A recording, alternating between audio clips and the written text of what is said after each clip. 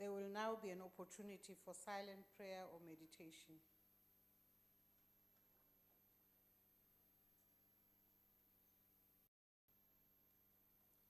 Thanks. Please be seated.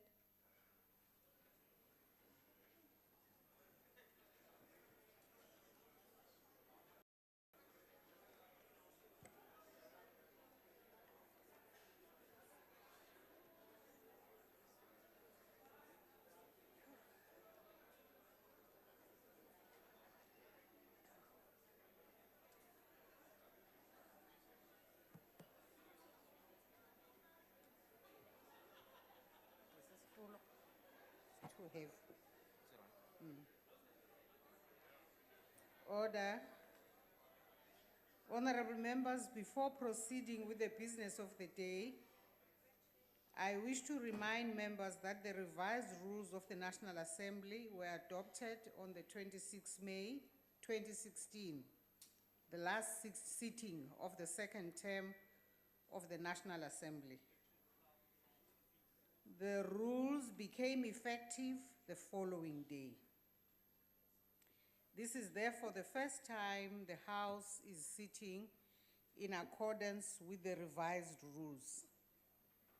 I would like to emphasize that there will be a period of adjustment to the rules as members and presiding officers become accustomed to them. In this regard, there will need to be patience and a measure of tolerance all round during this period. Members are further reminded to please record their attendance using the biometric system, as manual attendance slips will be phased out soon. Members who have not registered their fingerprints are requested to contact the office of the Sergeant at Arms. The chamber staff is available to assist members where necessary and record any problems encountered. The Secretary will read the first order of the day. Honorable Speaker. Honorable Shibambu. No, wanted to put on record that, as we said in the Rules Committee and in the process of drafting these revised rules, we do not agree with certain sections that have been included in these revised rules, and want to put on record that we're going to take these rules to the Constitutional Court or to the courts to interpret properly, because there are lots of things here that are not constitutional. There's lots of arbitrary decisions that are being provided for in these rules, and that is not consistent with the rule of law and the Constitution in South Africa. So this House must note that although you have adopted these rules like you did with the Nkandla report, we're going to take it to court and we'll come back to draft proper rules that will guide us consistent with the Constitution and consistent with the principles that underpin the rule of law in South Africa. Thank you very much. Thank you very much, Honorable Shibambu. We note your point. The Secretary will read the first order of the day. Consideration of recommendation of persons for appointment to SA Human Rights Commission in terms of Section 1935 of Constitution. I now recognize the Honorable, the Chief Whip of the Majority Party. Thank you, Honorable Speaker. I move that the report be referred back to the Portfolio Committee on Justice and Correctional Services for further consideration and report. The motion is that the report be referred back to the committee for further consideration and report. Are there any objections? No objections. Agreed to. Speaker. Honorable Shibambu. I think it's extremely responsible for the Chief Whip of the Majority Party to table an issue here and later on comes to withdraw it. I mean, like, if an issue is not ready for tabling in the National Assembly, you must not bring it. Why do you abuse us and say we're going to deal with this issue and we'll not deal with it now? You're not a good Chief Whip. We thought you were going to be better, Honorable Mthembu, but you're not doing well. We're not doing well. The honorable members, we now come to the debate on an urgent matter of national public importance in terms of Rule 130. The next item on the order paper is a debate on urgent matter of national public importance in terms, as I said, of Rule 130 in the name of the Chief Whip of the Majority Party on the 2016 local government elections. I now recognize the Honorable the Chief Whip.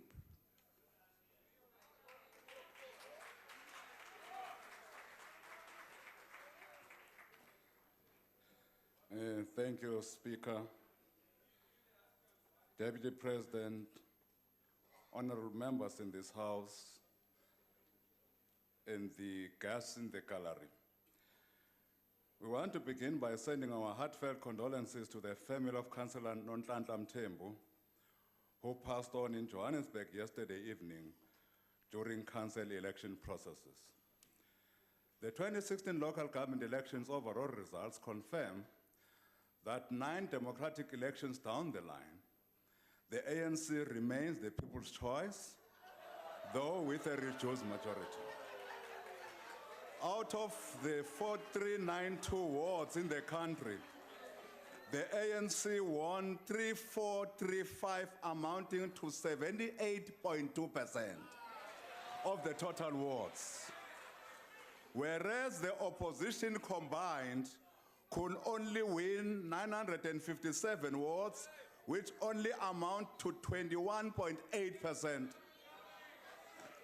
of the total wards. The positive attitude of our people during elections makes it clear that the National Democratic Project, led by the African National Congress in our country, is succeeding. Out of 213 municipalities across the country, we won 161 outright, with an overall 54.2% final tally. Now, the second party is sitting at 26-point-something%. The second. Not to mention the third one. We are sitting at 54.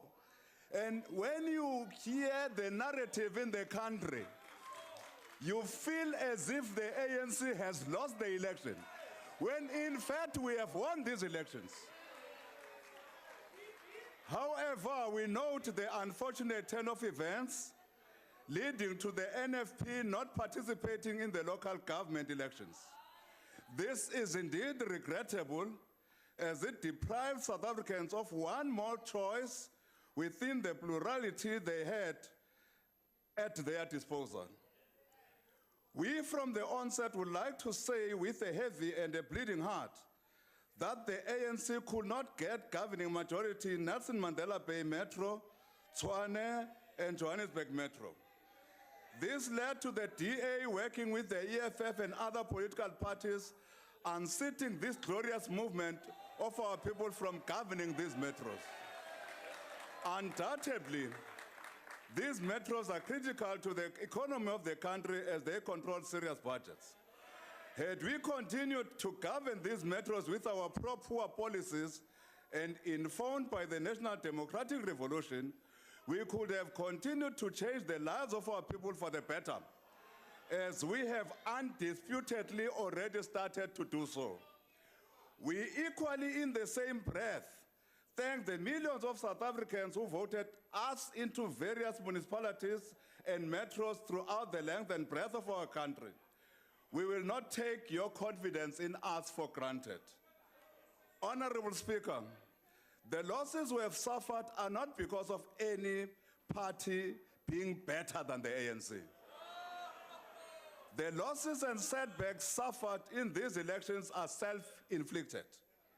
The message sent to us by our people by not voting in their majority, and including many who abstained and decided to stay at home, has been loud and clear, and we have heard it. We will definitely change our behavior and posture, including that of being perceived as being aloof, inward-looking, self-serving, and arrogant.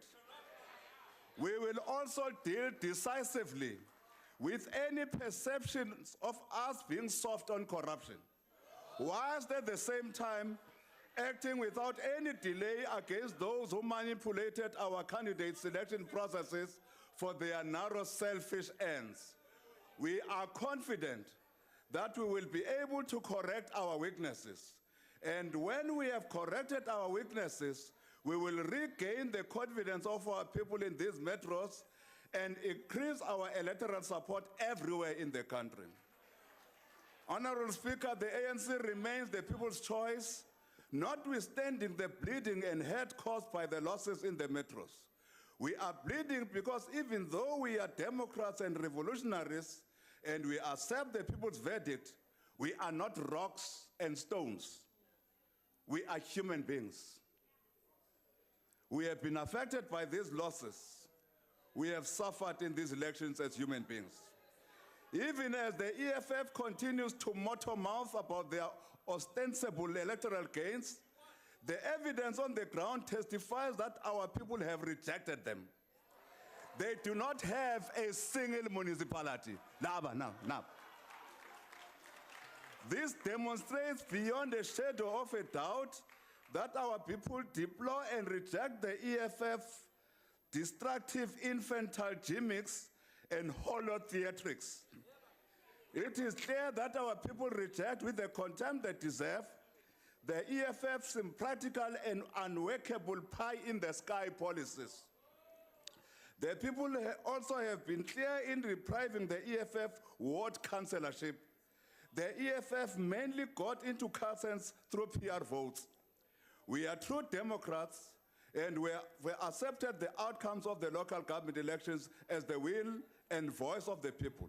Where we have lost, we have not tried to win at all costs. We did not fight racist apartheid for ourselves, but for our people.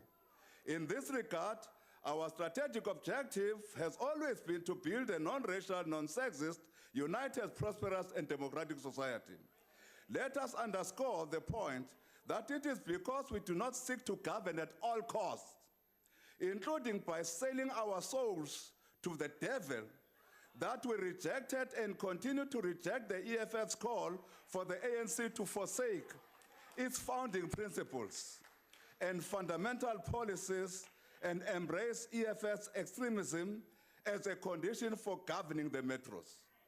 Had we been power mongers, we would have off-ramped from our path to nation building, national reconciliation, and social cohesion and service to the people.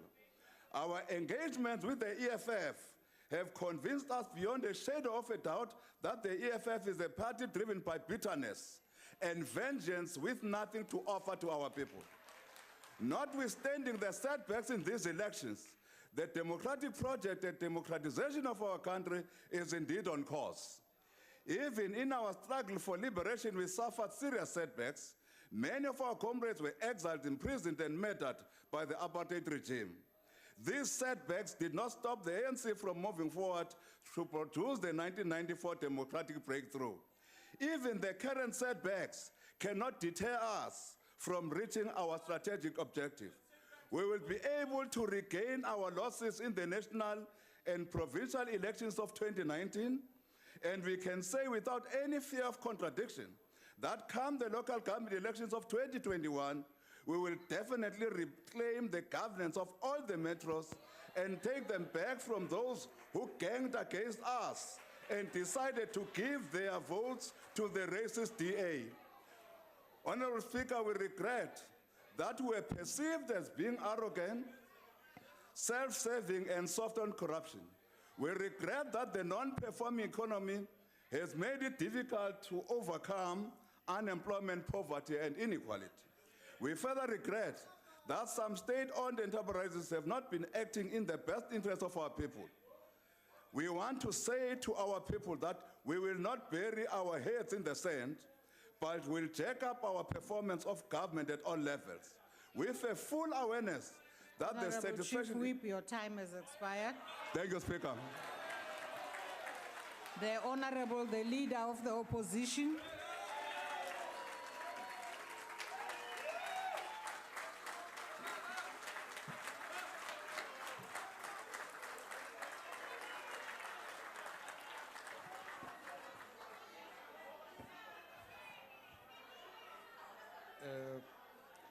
Fellow South Africans, Bagaetsu Dumelang, let me first of all thank the Chief Whip of the Majority Party for tabling this very important motion for debate in what clearly must be a very difficult time for his party at this time. I think it's indeed crucial that we take stock of where we are as a nation following the local government elections on the 3rd of August. Because make no mistake, South Africa woke up to a different country on the 4th of August.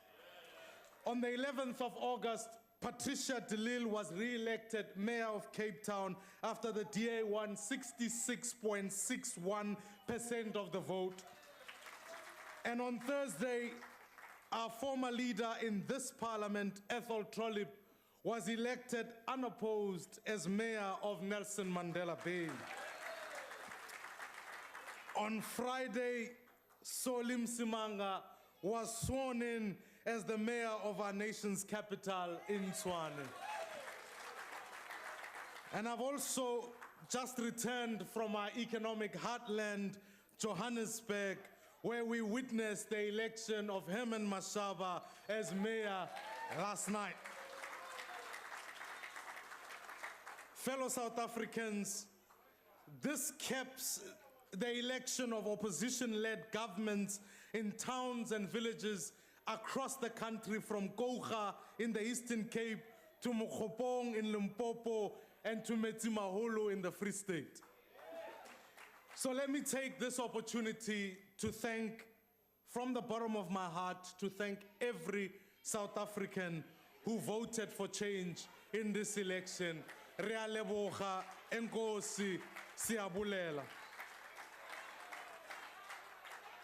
You showed us indeed what we are capable of as a nation. You showed us that in fact when things go wrong, we have the capacity to choose a different path. And in fact, it is indeed fitting to evoke the memory of Utatu Nelson Mandela, who once said, "May our choices reflect our hopes, not our fears."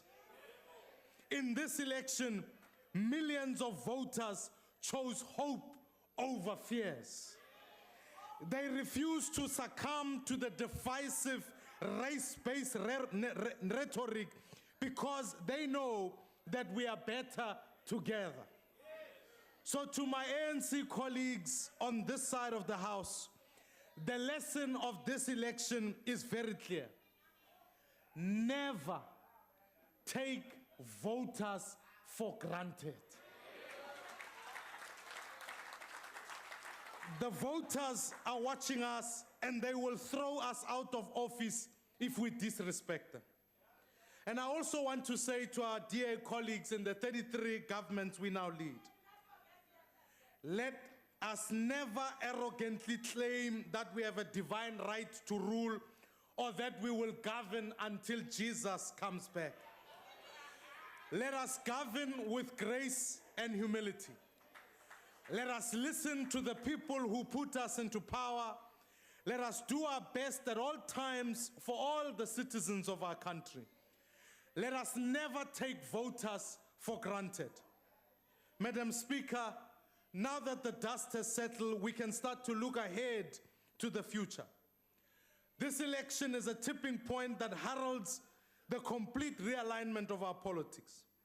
The age of arrogant, dominant party is over. A new dawn of vibrant, multi-party politics is upon us. And this election, we have sown the seeds for victory over our enemies in the next coming years. And when I say our enemies, I'm not referring to any particular person or any particular party. Because for us, politics has never been about that. When I say enemies, I refer to the triple-headed monster of poverty, inequality, and corruption. These are our sworn enemies, and we will keep fighting until they have been defeated. Fellow South Africans, let us never compete for power for its own sake. The DA will always remember that power is a means to an end, a tool that if used wisely with humility, really can bring change for all the people of South Africans. Ke a leboga, enkosi, siyabulela.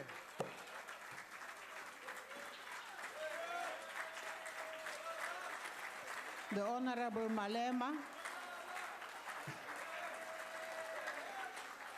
Thank you very much. Let me take this opportunity to thank the South African voters for having engaged in peaceful elections on the 3rd of August, ushering in a new era. I particularly thank those who voted for the EFF because the EFF is the only party that moved from 0 to 8%. Because in 2011, the EFF did not even have a single vote. So anyone that knows that 8% is not an easy thing for a new organization of 3 years will appreciate that indeed this organization is growing. Our people, Honorable Jackson Mthembu, rejected the ANC. The ANC was not rejected by the EFF.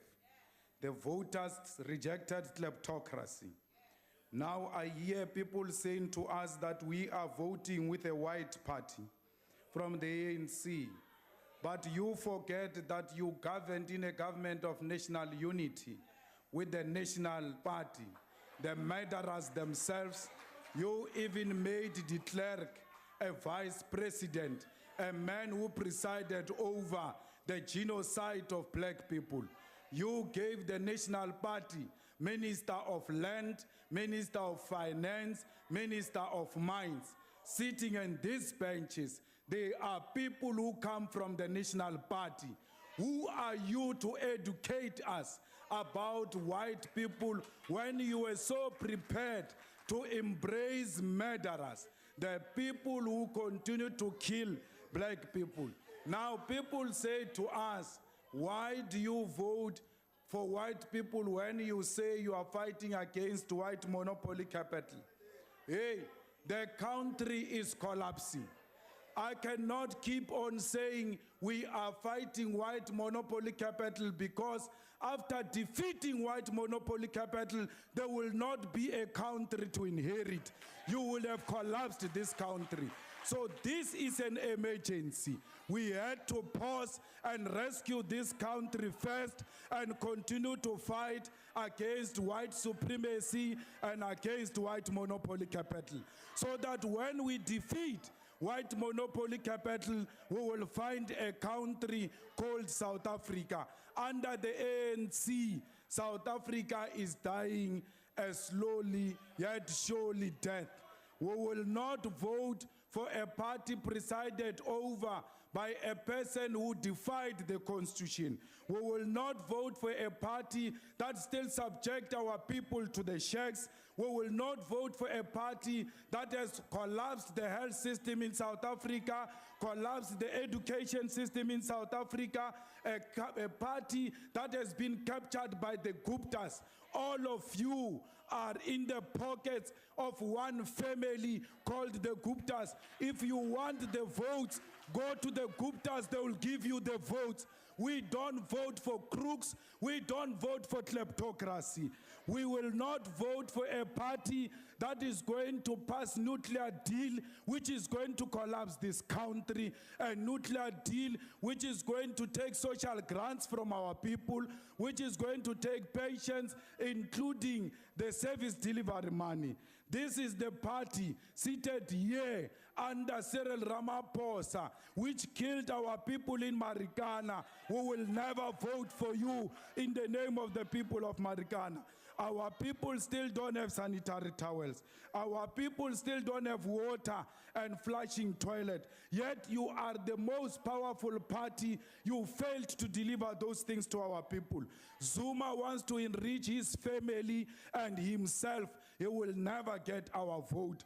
We are here today to say to you, take your ministers who are Instagram celebrities to go and vote for you and campaign for you to get the votes. Don't blame it on the EFF. It is of your own making. You've got yourself to blame. I did not take the votes away from you. You are self-destructing and you will have yourself to blame. Where is free education? We gave you 6% to take the land. You refused it. Now those who want to sound more black consciousness, they say to us, you can't disrupt the ANC and vote for the DA or the opposition. When we voted against the ANC, Honorable we were Malema, not your time has disrupting the expired. land question. When we were voting against the ANC, we were not disrupting any black agenda. So you can jump into the nearest hell. The Honorable Thengwa. The Secretary will read the first order of the day. Honorable Speaker, Honorable Shibambu. no, wanted to put on record that as we said in the Rules Committee and in the process of drafting these revised rules, we do not agree with certain sections that have been included in these revised rules and want to put on record that we're going to take these rules to the Constitutional Court or to the courts to interpret properly, because there are lots of things here that are not constitutional. There's lots of arbitrary decisions that are being provided for in these rules, and that is not consistent with the rule of law and the Constitution in South Africa. So this House must note that although you have adopted these rules like you did with the Nkandla report, we're going to take it to court and we'll come back to draft proper rules that will guide us consistent with the Constitution and consistent with the principles that underpin the rule of law in South Africa. Thank you very much. Thank you very much, Honorable Shibambu. We note your point. This Honorable Mthembu, but you're not doing well. We're not doing well.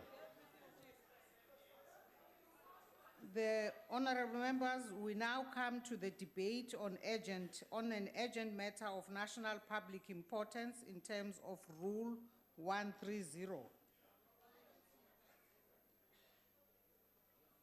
The next item on the order paper is a debate on urgent matter of national public importance in terms, as I said, of Rule 130 in the name of the Chief Whip of the Majority Party on the 2016 local government elections.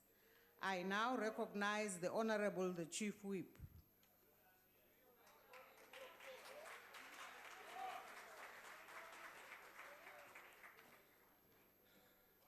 Thank you, Speaker.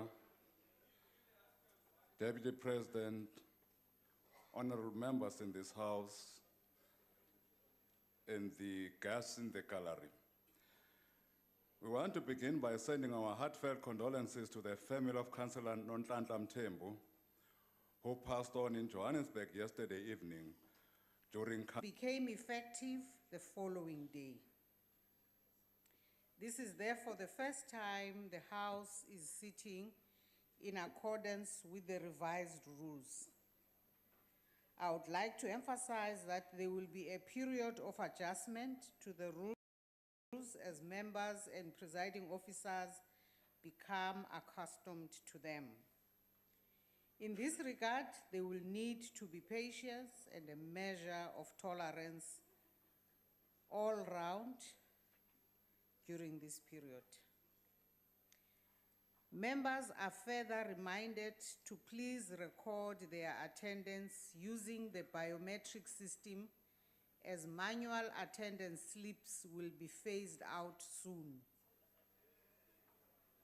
Members who have not registered their fingerprints are requested to contact the Office of the Sergeant at Arms. The chamber staff is available to assist members where necessary and record any problems encountered. There will now be an opportunity for silent prayer or meditation.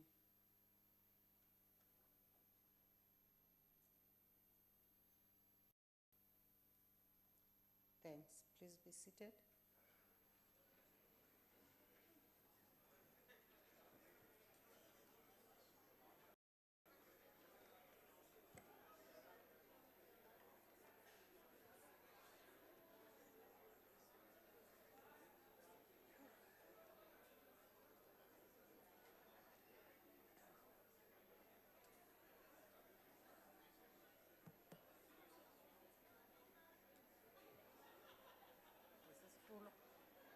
to have.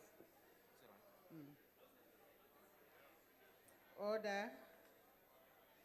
Honorable members, before proceeding with the business of the day, I wish to remind members that the revised rules of the National Assembly were adopted on the 26th May 2016, the last sitting of the second term of the National Assembly.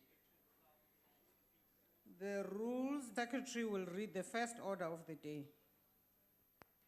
Consideration of recommendation of persons for appointment to SA Human Rights Commission in terms of section 1935 of Constitution. I now recognize the Honorable, the Chief Whip of the Majority Party. Thank you, Honorable Speaker. I move that the report be referred back to the Portfolio Committee on Justice and Correctional Services for further consideration and report. The motion is that the report be referred back to the committee for further consideration and report. Are there any objections? No objections. Agreed to. Speaker, Honorable Shibambu. I think it's extremely responsible for the Chief Whip of the Majority Party to table an issue here and later on comes to withdraw it. I mean, like, if an issue is not ready for tabling in the National Assembly, you must not bring it. Why do you abuse us and say we're going to deal with this issue and we'll not deal with it now? You're not a good Chief Whip. We thought we were going to be better.